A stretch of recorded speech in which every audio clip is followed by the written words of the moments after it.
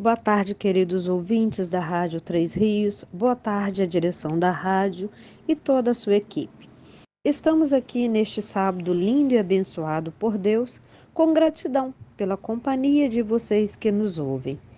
E agradecidos à Rádio Três Rios por nos ceder esse espaço para o programa Uma Razão para Viver, realização da Sociedade Espírita Joana de Ângeles. Aqui quem vos fala é Ivone Rezende e hoje irei fazer o programa Uma Razão para Viver a convite da instituição. E estou muito feliz por poder contribuir com a divulgação da doutrina espírita. Para você que não sabe onde fica a Sociedade Espírita Joana de Ângeles e tem vontade de conhecer, fica aqui o nosso convite. Temos reuniões públicas todas as segundas e quintas-feiras, e às 20 horas. E aos domingos temos a Escola do Evangelho às 9h30.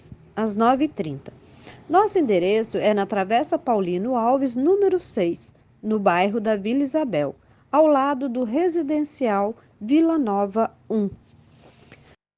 Hoje nós vamos falar um pouco sobre a parábola do bom samaritano. A parábola do bom samaritano encontra-se no Evangelho de Lucas, no capítulo 10, no versículo de 25 a 37. O evangelista Lucas nos diz assim: Eis que certo mestre da lei levantou-se para testá-lo, dizendo: Mestre, depois de fazer o que herdarei a vida eterna? Ele lhe disse: O que está escrito na lei? Como lês? Em resposta, disse: Amarás o Senhor teu Deus de todo o teu coração, de toda a tua alma, com toda a tua força e com toda a tua mente, e o teu próximo como a ti mesmo. Disse-lhes: Respondestes de forma justa, faze isto e viverás. Ele, porém, querendo justificar-se, disse a Jesus: Quem é meu próximo?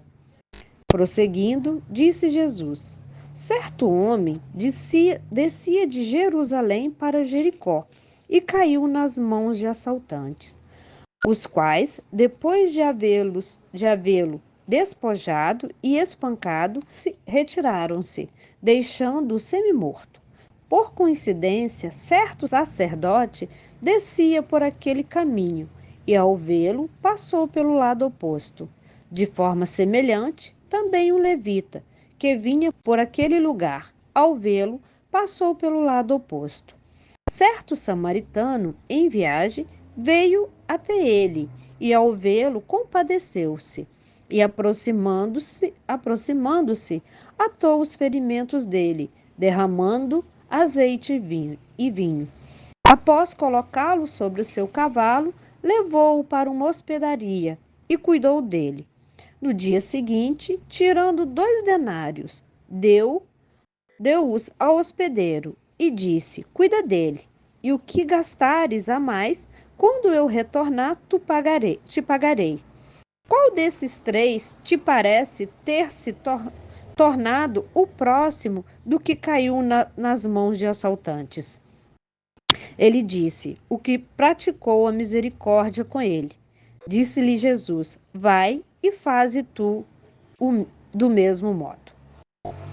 A parábola do bom samaritano é fonte de inesgotável aprendizado.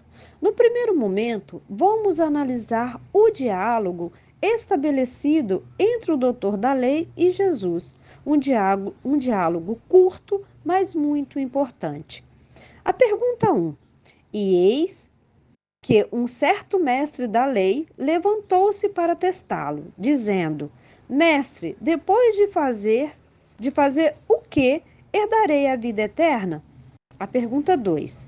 Ele lhe disse: O que está escrito na lei? Como lês? A resposta à pergunta 2. Em resposta, disse: Amarás o Senhor teu Deus de todo o teu coração, de toda a tua alma, com toda a sua força e com toda a tua mente, e o teu próximo como a ti mesmo. A resposta à pergunta 1. Disse-lhe: respondestes de forma justa. Faze isto e viverás. Pois bem, duas considerações importantes a serem tratadas nessa primeira etapa do diálogo, desenvolvido entre Jesus e o mestre da lei. A primeira diz respeito à pergunta do doutor da lei ao questionar o que seria necessário fazer para herdar a vida eterna. E o segundo aspecto é a resposta dada pelo próprio doutor da lei. É interessante pensarmos sobre esse aspecto da pergunta. Depois de fazer o que herdarei a vida eterna? A pergunta já pressupõe um ato, um cumprimento de algo, de ter realizado alguma coisa. Na pergunta do doutor da lei a Jesus, encontramos uma condição, um comportamento. É importante cumprir alguma coisa para recebermos a herança divina. Essa pergunta é carregada de conhecimento teológico e anos de discussão entre rabinos, os doutores da lei e os estudiosos da Torá. A Torá corresponde aos cinco livros atribuídos a Moisés, que são eles: Gênesis, Êxodo, Levítico, Números e Deuterônio. Herdar a vida eterna é decorrente da vida em conformidade, é o cumprimento do maior mandamento. Logo, podemos então entender que depois de fazer o que herdarei a vida eterna, significa dizer o mesmo, que qual é o maior e o primeiro mandamento. No entanto, o doutor da lei, embora tenha utilizado o tratamento de mestre a Jesus, ignorava a sua condição, assim como a maioria de nós. Apenas o enxergamos sob o olhar do homem, sem conhecer e sem imaginar sequer que estaria diante do governador espiritual da terra. Então, o Cristo devolve a pergunta ao interrogador: o que está escrito na lei? Como lês? Por conseguinte, o mestre da lei, talvez surpreso pela devolução da pergunta, não poderia transparecer qualquer ignorância. Deveria mostrar o conhecimento dos ensinamentos e então responde a Jesus: amarás o Senhor teu Deus de todo o teu coração, de toda a tua alma, e com toda a força, e com toda a sua mente, e o teu próximo como a si mesmo. A resposta do mestre da lei não se trata apenas de uma ideia pronta, mas da construção teológica que foi trazida pelos anos de interpretação da tradição oral do povo judeu. Para concluirmos essa primeira etapa, temos aqui qual o significado, né, de amar a Deus de todo o coração. O coração representa, neste contexto, a sede do sentimento e da inteligência. É necessário que o nosso coração esteja unificado com a razão e esta com o coração. É preciso que exista unidade entre estes. Já amar a Deus de toda a alma, é importante destacarmos que não há, no contexto da tradição oral judaica, divisão entre corpo e espírito, sendo correto afirmar que significa a vida humana. E o amar a Deus com toda a sua força? Que significado tem essa expressão? Significa amar a Deus com todos os seus recursos, bens, propriedades. Sendo assim, todos os bens devem estar a serviço de Deus. E por fim, com toda a sua mente. É curioso que muitos de nós não ignoramos os preceitos da lei divina. Ademais, segundo os Espíritos nos ensinam, estas leis estão gravadas em nossa consciência. Não obstante o conhecimento nato de tais leis, temos ainda o Evangelho de Jesus como o guia para nossa caminhada e como código de conduta. No entanto, buscamos apelarmos por respostas outras dos benfeitores espirituais, quando estas já estão todas postas em nós mesmos. No entanto, é preciso execução, é preciso o fazer. Como vai nos orientar Emmanuel na mensagem Faze isso e viverás, pelas mãos iluminadas de Chico Xavier. A mesma cena evangélica diariamente se repete em muitos setores. Grande número de aprendizes plenamente integrados no conhecimento do dever que lhes compete, tocam a pedir orientação dos mensageiros divinos quanto à menor maneira de agir na terra. A resposta, porém, está neles mesmos, em seus corações, que temem a responsabilidade, a decisão e o serviço áspero.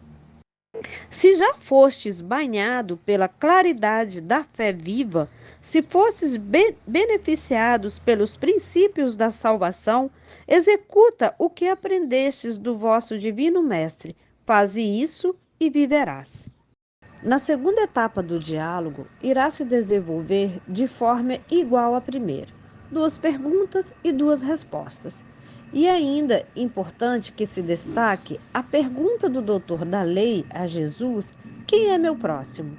No mínimo, poderíamos também considerar como curiosa essa pergunta, se recorrermos à ordem cronológica do texto bíblico.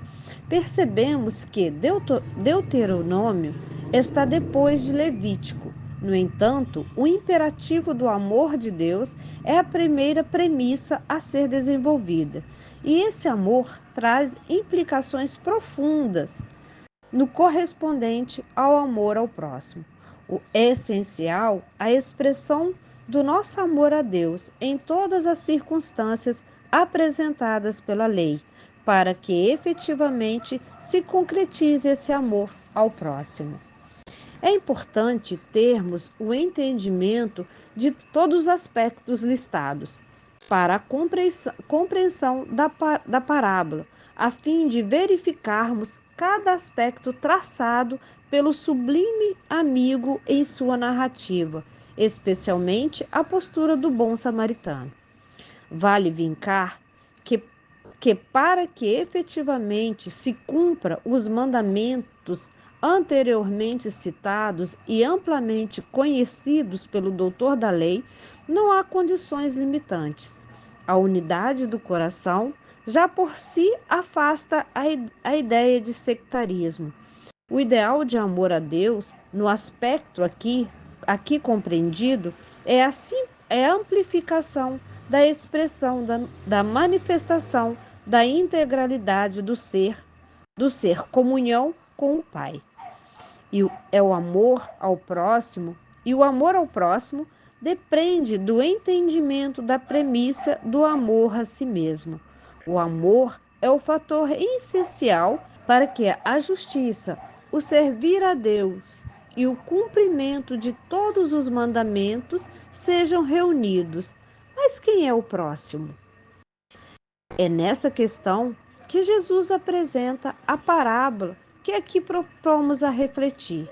Quem é meu próximo? De plano, então, poderíamos compreender que, se o nosso amor a Deus envolve todos os aspectos já listados, não existirão condições para realmente olharmos o próximo como nosso irmão. É importante destacarmos a respeito da questão do próximo, contida no pequeno ABC do pensamento judaico, no qual encontraremos a seguinte explanação. A Bíblia diz: não odiarás o teu irmão no teu coração. O filósofo judeu disse: se tens que odiar, então odeia a falsidade, a violência e o egoísmo. O Talmud diz que o ódio contra nós não se levante em nenhum coração e que nenhum ódio contra qualquer homem se erga em nosso coração. Odiar um homem, ainda que seja um inimigo, é odiar ao seu Criador. O que odeia é tal qual um criminoso. No entanto, alternativa utilizada se desejamos burlar o cumprimento de determinado. No entanto, qual a alternativa utilizada se desejamos burlar o cumprimento de determinado preceito? Qual o recurso válido quando desejamos escapar ao cumprimento de um dever? Qual forma aparente e justa de esquivarmos experienciar preceitos maiores? A resposta está concentrada na própria pergunta do doutor da lei ao divino amigo. Questionamos, problematizamos, intelectualizamos o ponto no qual nosso déficit moral, nossa deformidade emocional rejeita o contato. Não foi diferente a tentativa do doutor da lei para transgredir os preceitos que ele mesmo havia invocado como sendo os maiores mandamentos.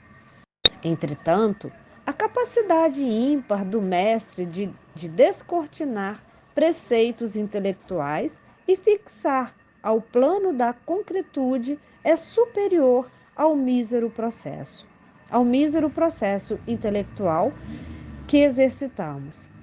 A ciência plena e pura do Cristo escapa às linhas de raciocínio limitada dos homens. O amor, conjugado no verbo divino, é o sinônimo de amar.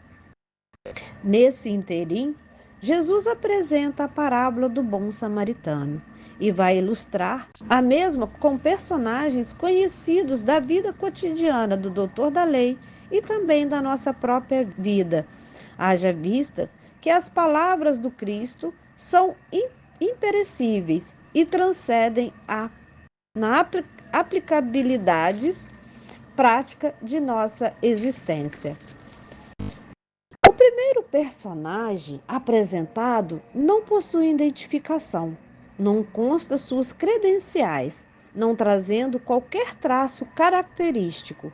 Trata-se apenas de certo homem descia de Jerusalém para Jericó e caiu nas mãos de assaltante, os quais, depois de havê-lo despojado e espancado, retiram-se, deixando-o semi-morto. Não há qualquer identificação acerca deste homem. Não há qualquer indício que possa dizer que o mesmo era judeu ou samaritano, sacerdote, rico, pobre ou malfeitor. Enfim, porque o Cristo não estabelece qualquer ponto de identificação. O renomado teólogo Kenneth Bailey vai nos elucidar um pouco mais sobre esse aspecto. O nosso mundo do Oriente Médio era e é formado por várias comunidades étnico-religiosas. O viajante é capaz de identificar os estrangeiros de duas maneiras. Ele pode falar com o desconhecido na estrada e identificá-lo por sua maneira de vestir, por sua maneira de falar, ou até mesmo antes disso, ele pode identificá-lo pela sua maneira de vestir. Algumas perguntas rápidas e o seu dialeto ou língua o identificariam. Mas que fazer se ele estivesse inconsciente à margem da estrada? Nesse caso, a pessoa precisaria dar uma rápida olhada em suas roupas. Mas que fazer se o homem à beira da estrada estivesse despojado de suas roupas? Dessa forma, ele estava reduzido a um mero ser humano em estado de necessidade. Ele não pertencia à comunidade étnica ou religiosa de ninguém. É uma pessoa que os assaltantes deixaram ferido à beira da estrada. Quem se desviará do seu caminho para prestar ajuda? Nossa primeira tarefa, ao olharmos o semelhante, implica que não podemos enxergá-lo por suas características exteriores. Não podemos querer identificar por traços característicos desta ou daquela condição. Quando olhamos ao semelhante, devemos olhar como sendo um ser humano, dotado de sentimento, de possibilidade, da capacidade de amar e também possuidor de muitas necessidades. Um ser humano que possui, como todos nós, suas limitações e suas competências, criado e filho de Deus. Por tal razão, vale-se Jesus apenas da colocação providencial da expressão certo homem. Não há distinção entre nós. Podemos por vir de regiões diversas, falarmos outros idiomas, pertencermos a outras raças, termos inúmeras características. Contudo, existe uma semelhança, uma característica maior que todas as diferenças e que afasta qualquer diferença.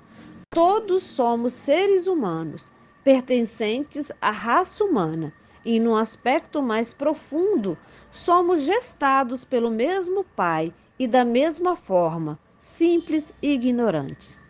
Emmanuel, pelas mãos de Chico Xavier, na mensagem Evangelho e Caridade, vai esclarecer que vimos dentro da narrativa que o Senhor situa no necessitado simplesmente um homem, não lhe identifica a raça, a cor, a posição social ou os pontos de vista. Nele enxerga a humanidade sofredora, carente de auxílio, das criaturas que acendam a luz da caridade acima de todos os preconceitos de classe ou de religião. Desde aí, novo movimento de solidariedade humana surge na Terra. Ora, o que é preciso ser feito para que possamos reconhecer no outro ser humano sua condição de humanidade? O que mais será preciso para que ao ser humano seja atribuída a dignidade? A resposta não está sendo soprada só pelo vento, mas ela ecoa há mais de 2000 anos na melodia doce da voz do Cristo, amor. Então, já temos a primeira advertência do Cristo ao doutor da lei e a todos nós. Não há barreiras, não há fronteiras que separam os homens. Todos são iguais e o amor é o ponto de identificação, é a marca que afasta todas as diferenças. E cabe ainda refletirmos se não estaria o Mestre também informando-nos que, além de não existir qualquer distinção entre os seres humanos, advém os assaltos da dor, as violências das aflições íntimas, quando estamos todos caídos no abismo das ilusões em que nos colocamos. Não estaríamos todos na mesma condição de igualdade daquele que está à beira do caminho semi-morto, esperando pelo auxílio que passa, pela mão que se estende a nos levantar sem qualquer distinção? Desta forma, não podemos acreditar que o Cristo de Deus, em suas palavras, trazia apenas histórias para uma época, haja vista que ainda estamos vivendo momentos em que essa consciência acerca do ser é questão de primeira ordem. Eis novamente preciosa lição colhida da fonte inesgotável da interpretação do Evangelho à luz da doutrina espírita. Emmanuel, que por Chico Xavier vai nos afirmar: mas quem é meu próximo? Perguntarás de certo qual ocorreu ao doutor da lei nas luzes da parábola. Convém saber que, além do próximo, mais próximo a quem nos nomeias como sendo o coração materno, o pai querido, o filho de nossa bênção, o irmão estimável e o amigo íntimo, no clima doméstico. O próximo é igualmente o homem que nunca vistes, tanto quanto aquele que te fixa, indiferente em qualquer canto da rua.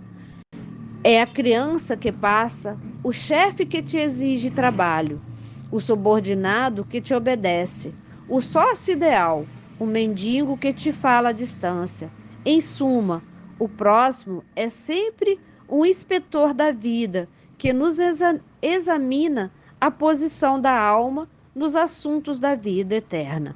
Entre ele e nós se destacam sempre a necessidade e a oportunidade a que se referia Jesus na parábola inesquecível. Voltamos, queridos ouvintes, com o programa Uma Razão para Viver, realização da Sociedade Espírita Joana de Ângeles. Nossa instituição fica no bairro da Vila Isabel, na Travessa Paulino Alves, número 6.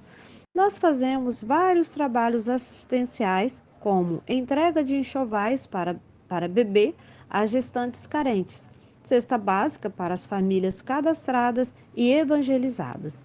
Fazemos também bolsas de Natal para as crianças carentes. Fazemos passeios e várias atividades lúdicas. E aos domingos servimos refeições para as famílias cadastradas em nossa instituição. Se você puder e quiser contribuir com algum item de enxoval para beber, alimentos, roupas, brinquedos, será muito bem-vindo. E nós hoje estamos falando sobre a parábola do bom samaritano. Nós vamos dar sequência. Outro ponto interessante a se considerar é a expressão semi-morto, em que saibamos a consideração a esse termo.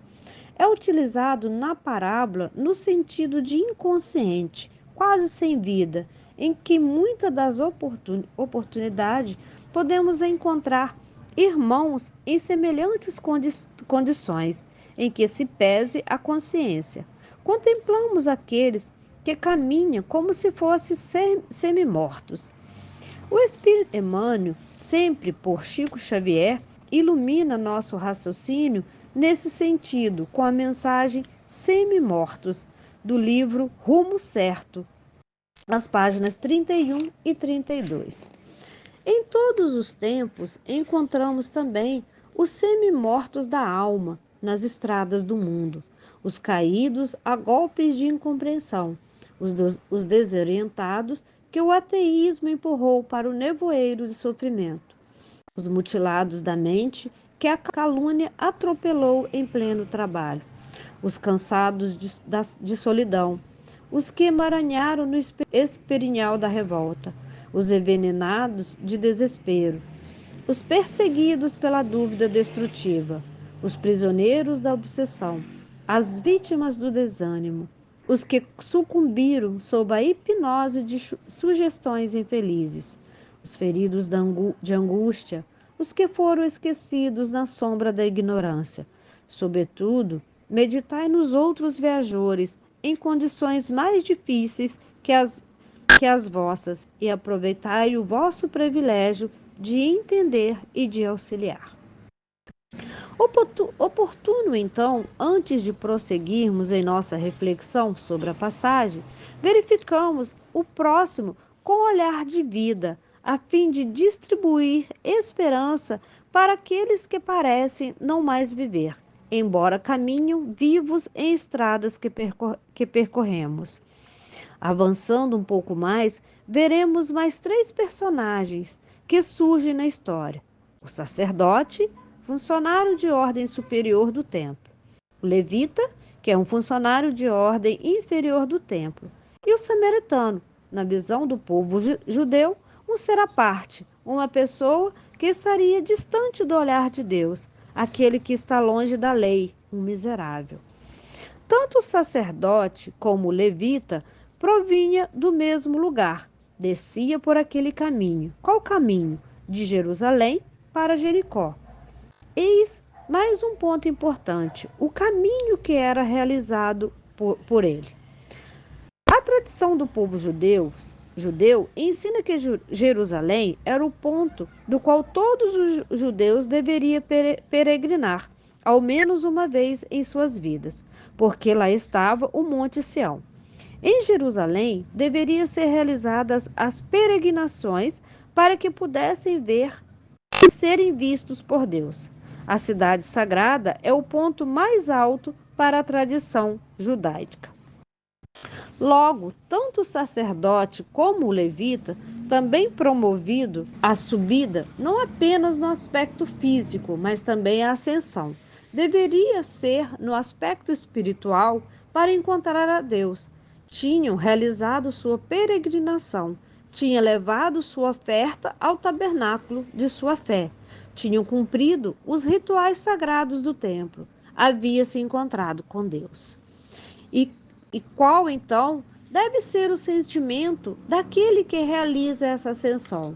Qual deve ser o íntimo daquele que encontra o Criador em sua essência? Se tomarmos por referência nossa experiência, permanecemos ainda no raso, na superfície de uma experiência, exclusivamente ligada à exterioridade imprecisa e líquida. Mas se essa experiência é realizada pela via do Cristo, o sentimento é de unidade. Eu e o Pai somos um. Cabe ainda, mais uma vez, transpor o texto para a nossa realidade. A grande maioria vai aos templos religiosos de qualquer denominação ou na tentativa de buscar alcançar esse ponto de intimidade. Como estabelecemos essa conexão e como estamos ao sairmos? Qual o sentimento íntimo que deveria tomar conta de nós? As respostas, evidentemente, a todas essas questões são de foro íntimo. No entanto, é necessária a prudente avaliação junto à consciência para verificarmos se não estaríamos adotando a mesma postura dos religiosos da parábola, que ao encontrar com um caído, seja qual for a representatividade dessa queda, desviamos o olhar e ignoramos a oportunidade de demonstrarmos o amor de Deus.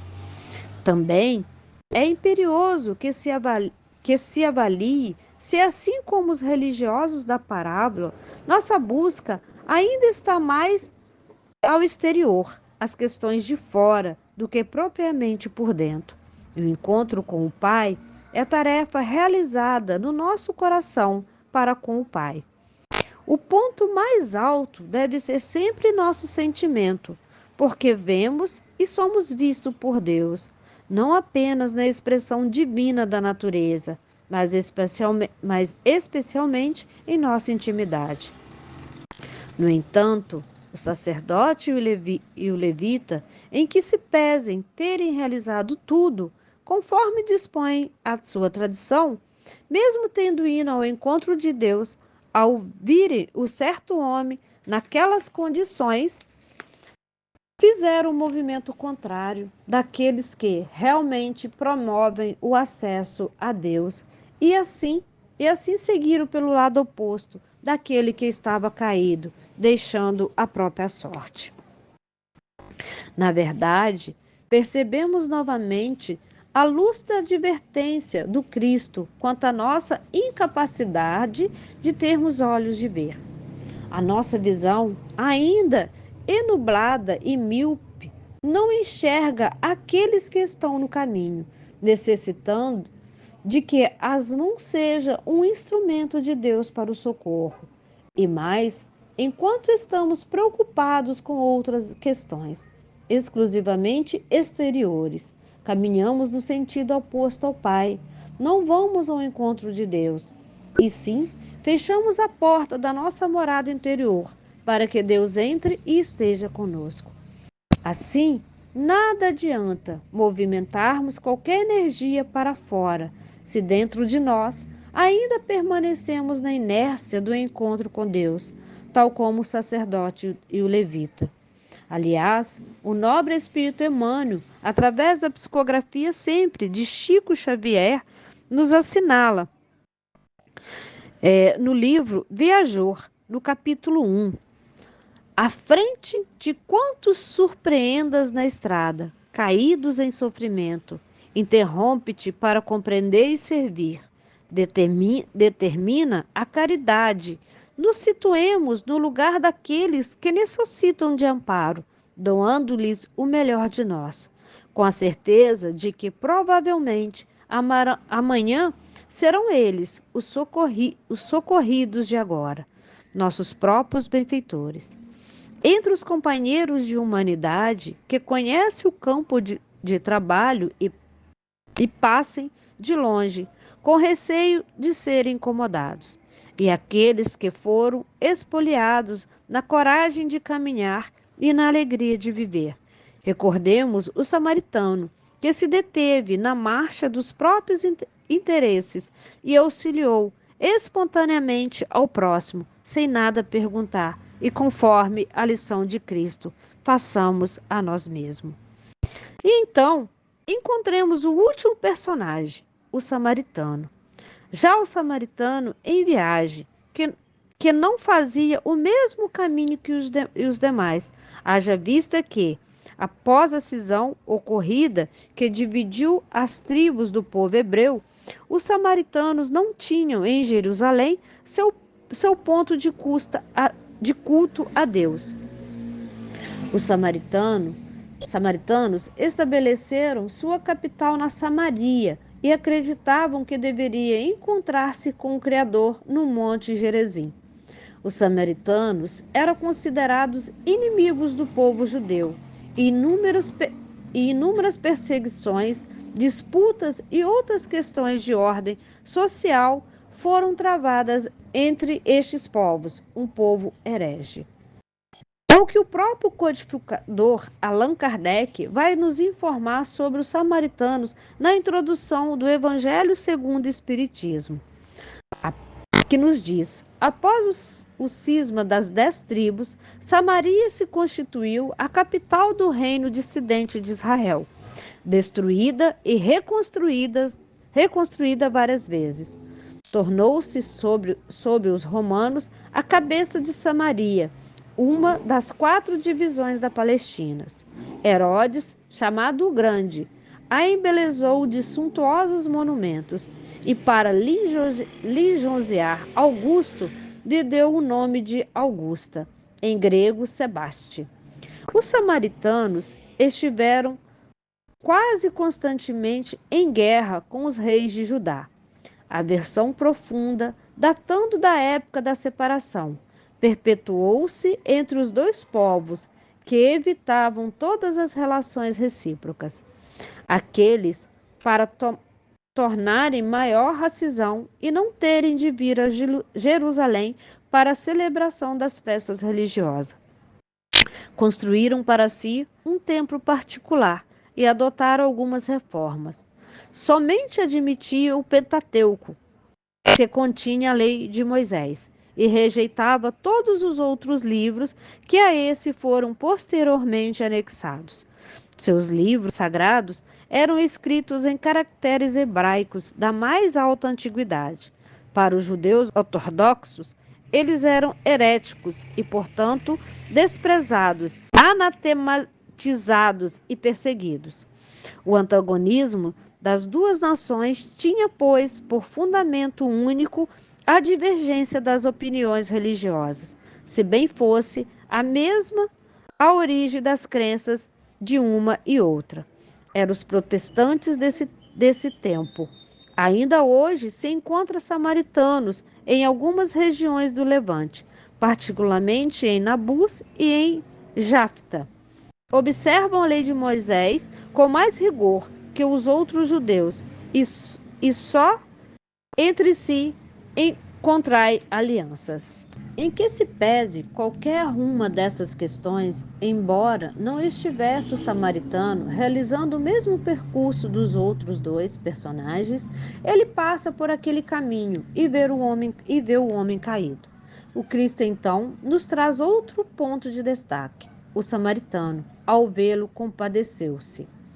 Na festejada obra O Novo Testamento, de Haroldo Dutra Dias, nota número 13, veremos que essa expressão indica compadecer-se, ter compaixão, ter piedade, mostrar simpatia.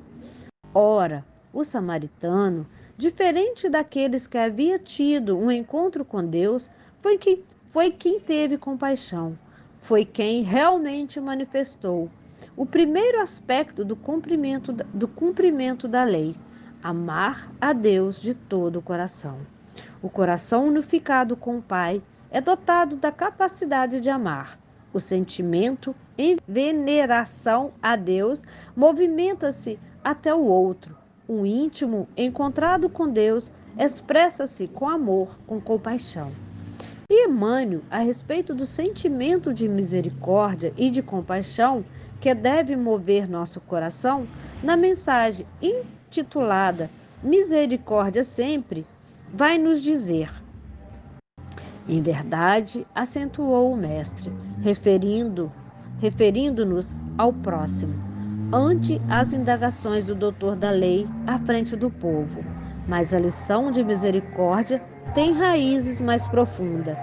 Quem passasse irradiando amor na estrada, onde o viajante generoso testemunhou a solidariedade, encontraria mais amplos motivos para compreender e auxiliar.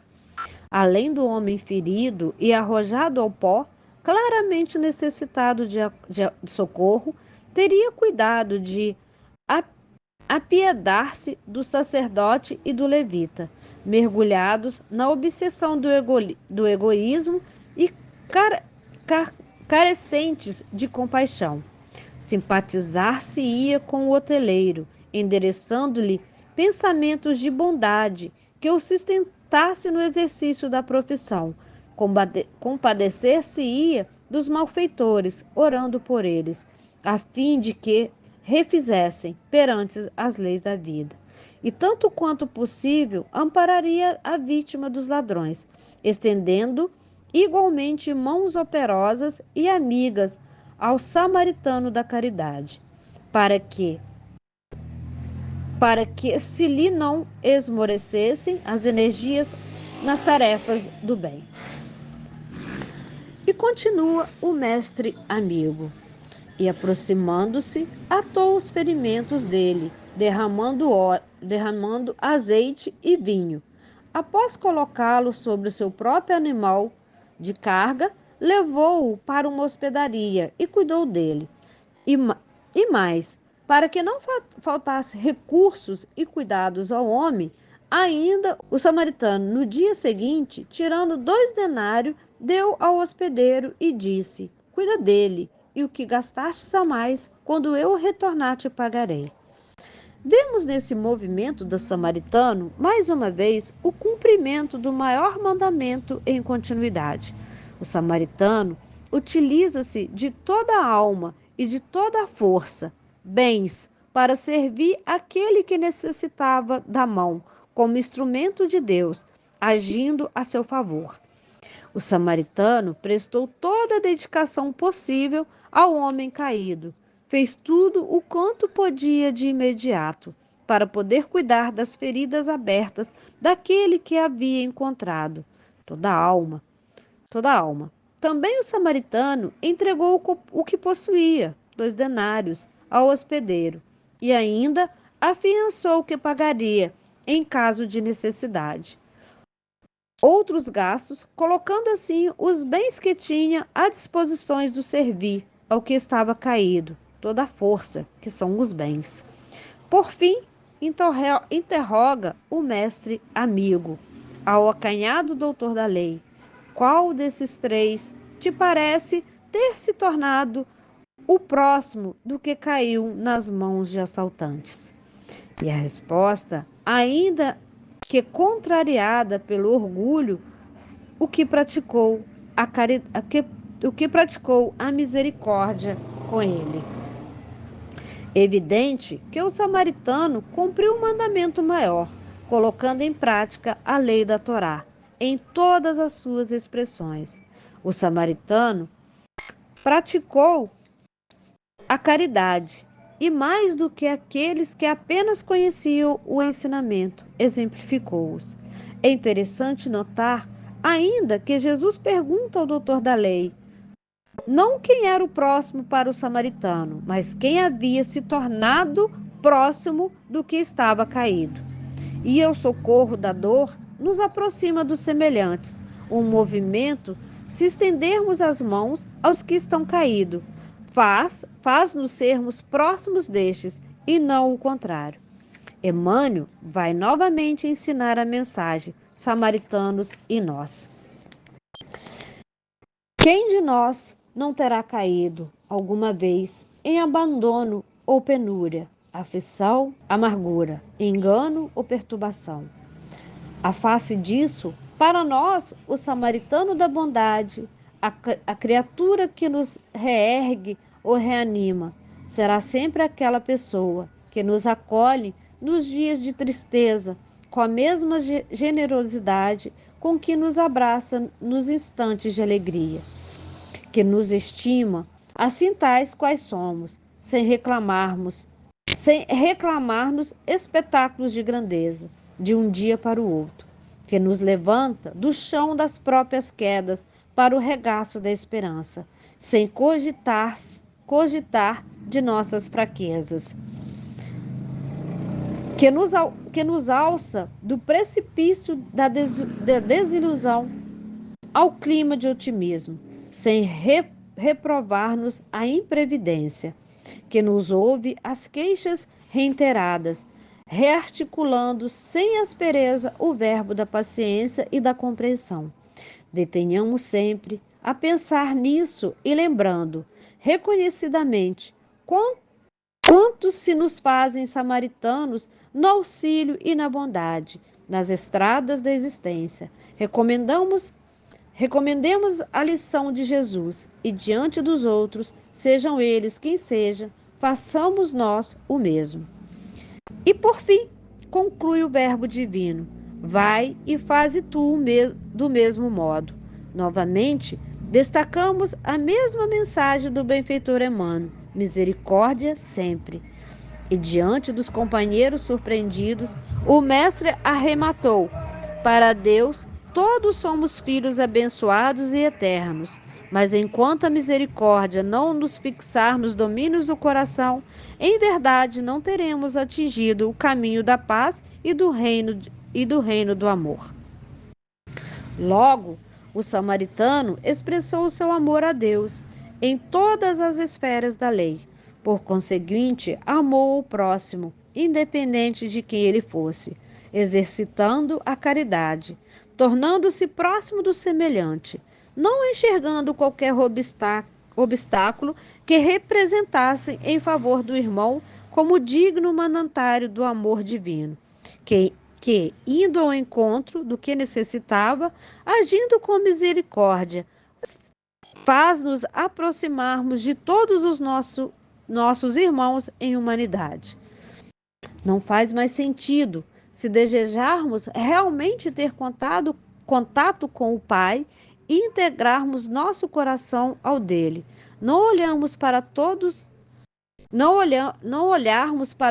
os nossos irmãos como sendo próximo, como sendo a figura do próprio Criador, e nos aguardar, tornamos próximos dele.